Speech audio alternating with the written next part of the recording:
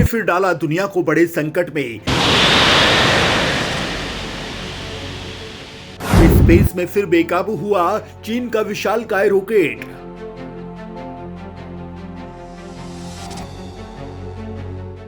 रफ्तार के साथ धरती की ओर बढ़ रहा 25 टन का रॉकेट।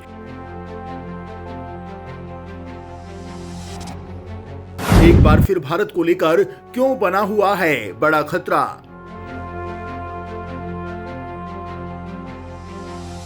दोस्तों, इस दुनिया में चीन से ज्यादा खतरनाक, चीन से ज्यादा लापरवाह और चीन से ज्यादा चालाक देश और कोई नहीं है। चीन ने अपने फायदे के लिए कोरोना को लैब से बाहर कर दिया। चीन दुनिया को कर्ज का लालच देकर उन्हें फंसा लेता है, उनके संसाधन छीन लेता है। चीन धरती पर प्रलय ला देने वाली मिसाइलों का टेस्ट करता है। चीन भारत को तबाह कर देने के लिए सीमा पर DF-47 जैसे परमाणु मिसाइल को तैनात करके धमकी दे रहा है। और दोस्तों, धरती तो धरती, चीन तो दुनिया के लिए अंतरिक्ष में भी खतरा बन चुका है। अब एक बार फिर से चीन ने दुनिया को एक बहुत बड़े संकट में डाल दिया और स्पेस का बेताज बादशाह बनने की लालसा लेकर एक के बाद एक रॉकेट लॉन्च कर रहा है। लेकिन चीन ऐसा देश है जिस पर इन रॉकेट पर कोई नियंत्रण नहीं रहता। नतीजा, ये रॉकेट मलबे में कन्वर्ट होकर रफ्तार के साथ धरती पर गिर रहे हैं। पिछले 2 साल में 3 से 4 बार चीन के रॉकेट धरती पर तबाही मचा चुके हैं, जिसमें एक तो भारत के बिल्कुल पास ही गिरा था। और दोस्तों, एक बार फिर से चीन ने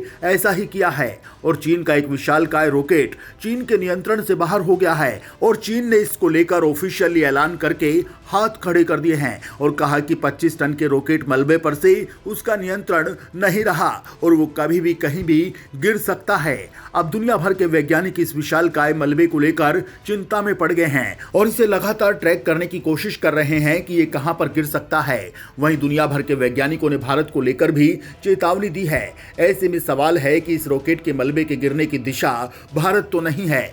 वहीं सवाल ये भी है कि क्या चीन जानबूझकर ऐसा करता है।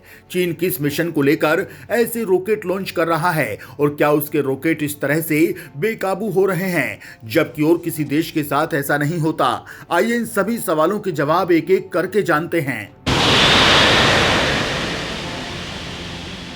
चीन का रॉकेट मचा देगा धरती पर तबाही।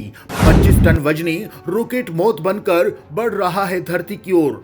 भारत को लेकर दुनिया भर के वैज्ञानिक आए हुए हैं टेंशन में। दोस्तों, दरअसल अमेरिकी स्पेस एजेंसी नासा से प्रतिस्पर्धा में चीन अब अंतरिक्ष में अपनी मौजूदगी बढ़ाना चाहता है। वह न सिर्फ एक के बाद एक स्पेस मिशन लॉन्च कर रहा है बल्कि खुद के स्पेस स्टेशन का निर्माण भी कर रहा है और इसको लेकर चीन एक के बाद एक रॉकेट आसमान में भेज रहा है। इसी क्रम में चाइना मैन्ड स्पेस एजेंसी ने 31 अक्टूबर को तियांगोंग स्पेस स्टेशन का तीसरा और आखिरी मॉड्यूल लॉन्ग मार्च 5B हैवी लिफ्ट रॉकेट के माध्यम से लॉन्च किया था। लेकिन अब यह रॉकेट स्पेस में चीन के नियंत्रण से बाहर हो चुका है और अब चीन के एक स्पेस रॉकेट का अनियंत्रित मलबा धरती पर गिरने वाला है। द एरोस्पेस कॉर्पोरेशन के centre for orbital and re-entry debris studies के शोधकर्ताओं के अनुसार 31 अक्टूबर को तियांगोंग स्पेस स्टेशन पर मेंगटियन लेबोरेटरी केबिन मॉडल को पहुंचाने वाला 25 टन वजन का रॉकेट मलबा 5 नवंबर को रात 11:51 पर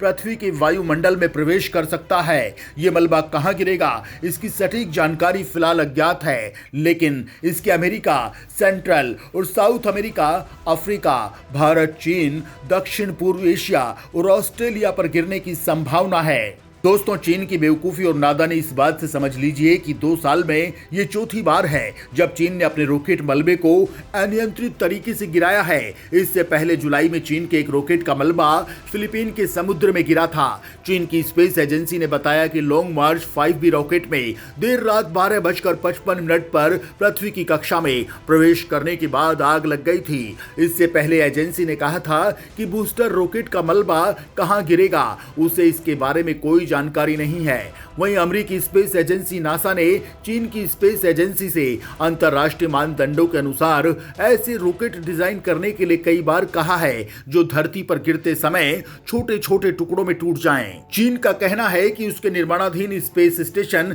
तियांगोंग की ओर जाने वाले हॉल के रॉकेटों को धरती पर गिरते समय नियंत्रित नहीं किया जा सकता।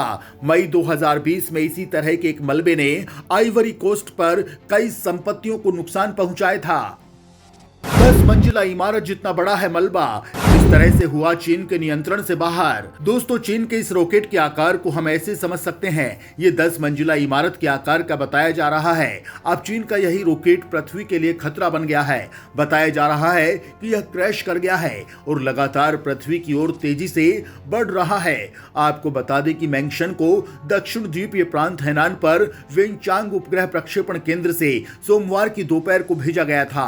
इसे अंतरिक्ष स्टेशन तक पहुंचने के लिए 13 घंटे का वक्त लगने की संभावना थी। इस मॉड्यूल के प्रक्षेपण के वक्त कई लोगों ने चीनी झंडे लहराए थे। दरअसल मैंगशन या सेलेस्टियन ड्रीम्स चीन के निर्माणाधीन अंतरिक्ष स्टेशन तियांगोंग के लिए दूसरा लैब मॉड्यूल है।